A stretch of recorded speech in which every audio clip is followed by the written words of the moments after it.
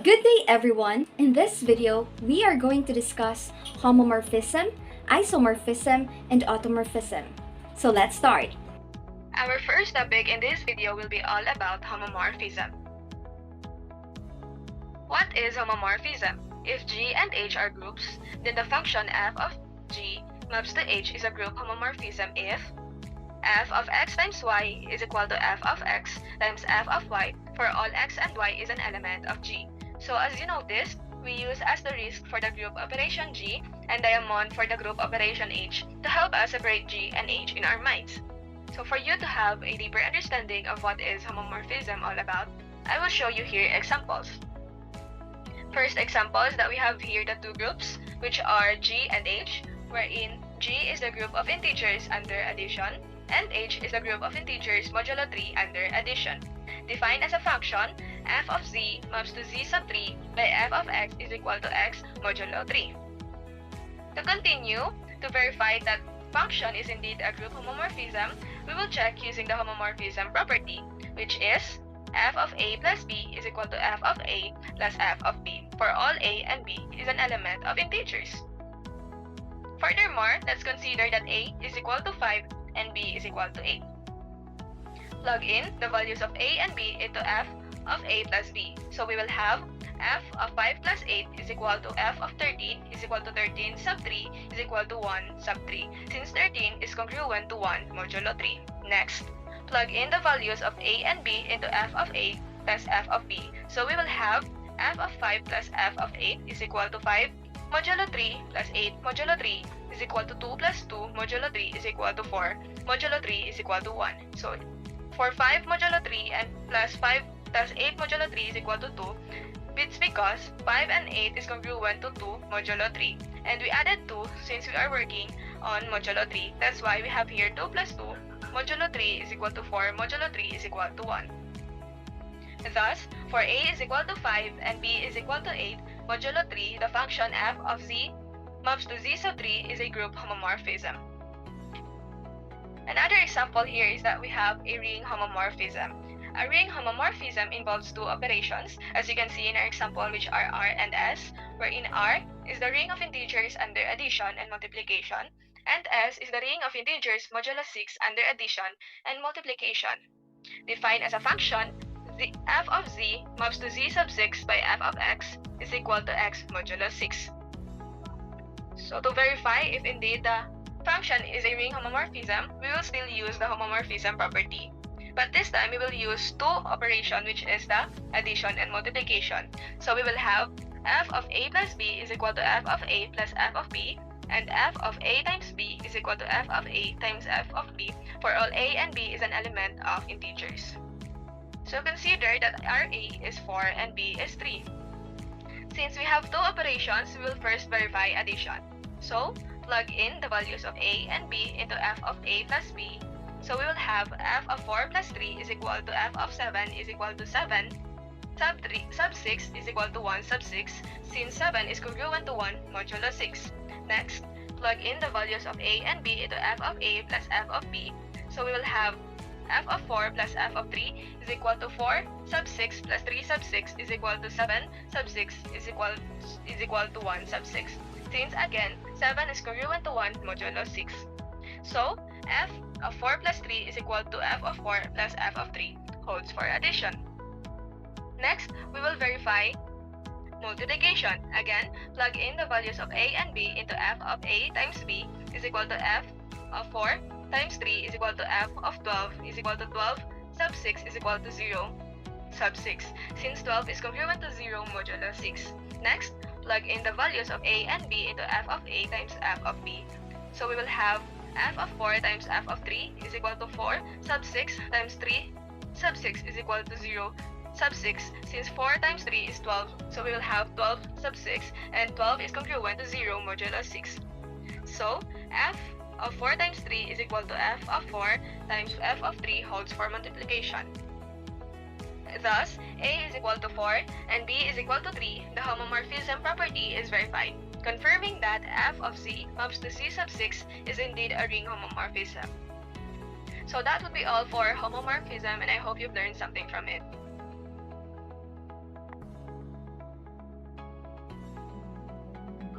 So what is isomorphism? So an isomorphism derived from the Greek words iso meaning equal and morphosis meaning to form or to shape.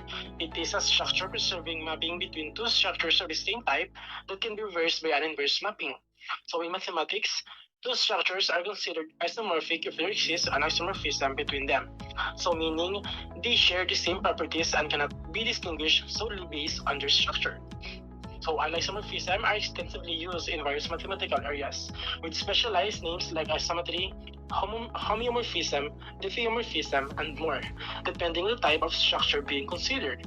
So in algebra, isomorphism are defined for all algebraic structures such as linear isomorphism between vector spaces, group isomorphism, ring isomorphism, and field isomorphism, which play a crucial role in Galois theory and the classification of finite groups. So an isomorphism is a bijective function or one-to-one correspondence between two sets that preserves the structure of the sets. Those structures are called isomorphic if there exists an isomorphism between them. So isomorphic structures cannot be distinguished from the point of view of structure alone. So an automorphism is an isomorphism from a structure to itself. So we have here an examples. So first, let's take a look for each graph. So for graph, we have graph G and graph H. So an isomorphism between G and H.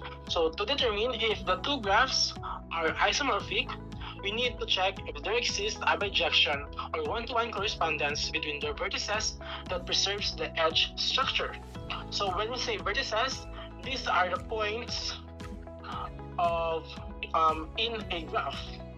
And when we say edge, these are the lines that connected by each vertices or points in a graph.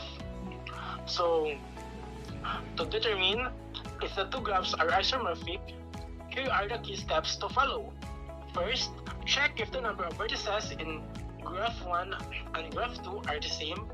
So if not, they cannot be isomorphic. Second, check if the number of edges in graph 1 and graph 2 are the same. So if not, they cannot be isomorphic. Third, compare the degree sequence of vertices in graph 1 and graph 2. If the sorted degree sequence are not the same, the graphs are not isomorphic. So when we say degree sequence, these are the number of the vertices in each graph. And lastly, look for cycles of length k in both graphs. If graph 1 has a cycle of length k, but graph 2 does not, or vice versa, they are not isomorphic. So let's take a look for our example. Example number 1, consider the groups, the integers under addition and the even integers under addition. So define the mapping f into z into 2z, or the integers into even integers by f of n is equal to 2n.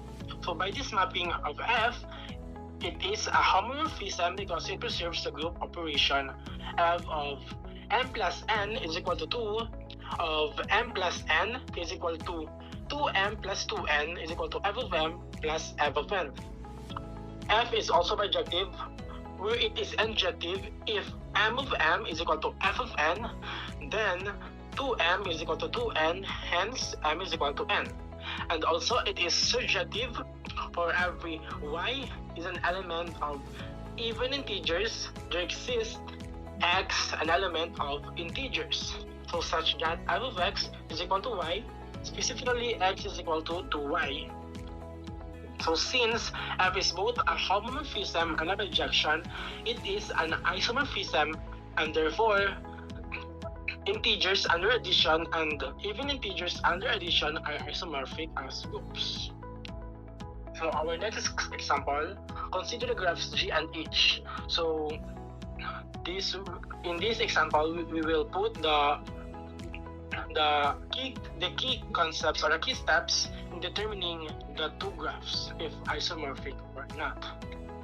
So we have here the graph G, where it has a vertices of A, B, C, D and edges AB, BC, CD, and DA, and by forming a cycle. And we have here the graph H, which has a vertices of 1, 2, 3, and 4, and edges of 1, 2, 2, 3, 3, 4, and 4, 1, forming a cycle. So define a mapping of f v of g into v of h by f of a is equal to 1, f of b is equal to 2, f of c is equal to 3, and f of d is equal to 4. So this mapping preserves the adjacency. A is adjacent to B, f of A is equal to 1, and it is adjacent to f of B is equal to 2. B is adjacent to C, where f of B is equal to 2, and it is adjacent to f of C is equal to 3. And C is adjacent to D, where f of C is equal to 3, and it is adjacent to f of D is equal to 4. And D is adjacent to A, where f of D is equal to 4, and it is adjacent to f of A is equal to 1. So since there exists a bijection that preserves the agency, G and H are isomorphic as graphs. So now let's take a look. Let's check by following the key steps on determining the graphs are isomorphic or not. So first, we will check if the number of vertices in graph 1 and graph 2 are the same. So the number of vertices in graph 1 are 4, and the vertices in graph 2 are also 4, so they are the same. Second, the number of edges in graph 1 are 4, and the number of edges in graph 2 is also 4, so they are also the same.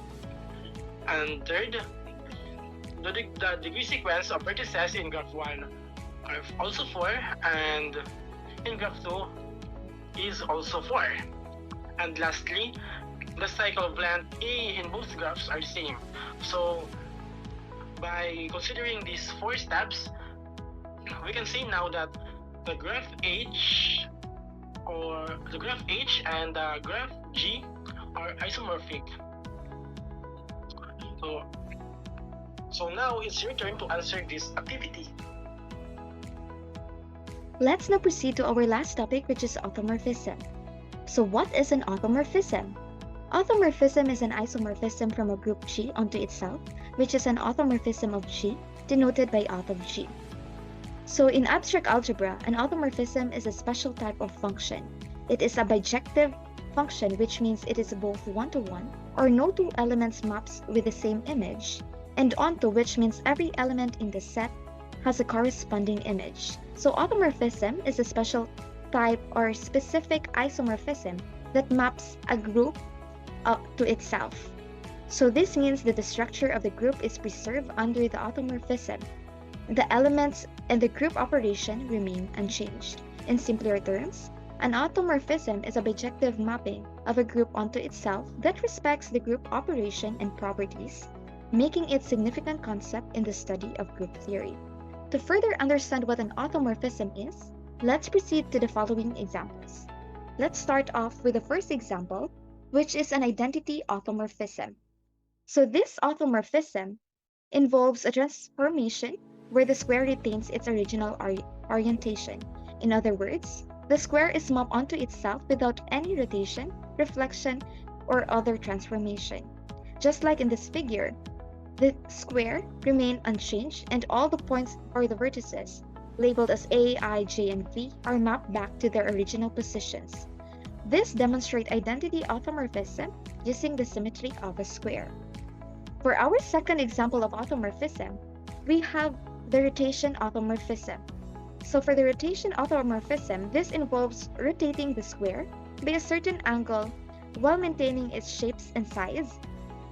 So as you can see in our first figure, or the figure 1, let's consider a 90-degree clockwise rotation as an example. 90 degrees, it means having one step in a clockwise manner.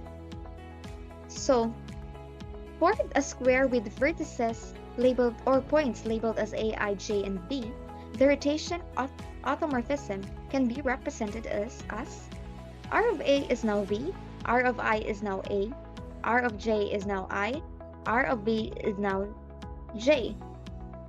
To better understand, in simple manner or in simple terms, your A can now be found in the place of I, your I can now be found in the place of J, your J can now be found in the place of B, and B can now be found in the original place of A. That's how we obtain the value of a 90 degrees. Same goes with figure 2 rather. However, in our figure 2, we are now having a 180 degrees. clockwise rotation, it means having 2 steps clockwise rotation. That's how we obtain the value. And for our last example of automorphism, which is the reflection automorphism, this automorphism involves reflecting the square over a certain axis, such as horizontal, vertical, or diagonal axis. In this figure, let's consider a diagonal reflection as an example. For a square with vertices or points labeled as A, I, J, and V, the reflection automorphism can be represented as f of A is still A, f of I is now V, f of J is still J, and f of V is now I. This mapping illustrates how the square reflected over a diagonal axis, swapping the positions of vertices I and V rather, while keeping vertices or the points A and J unchanged. So these examples demonstrate how rotations and reflections automorphisms leverage the symmetry properties of a square to define transformations that preserves its geometric structure. So that's all for the automorphism. I hope you understand the discussion or this topic.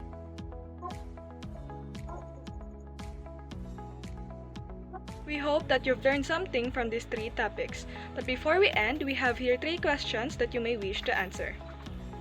And that's all for today's discussion. Thank you for watching.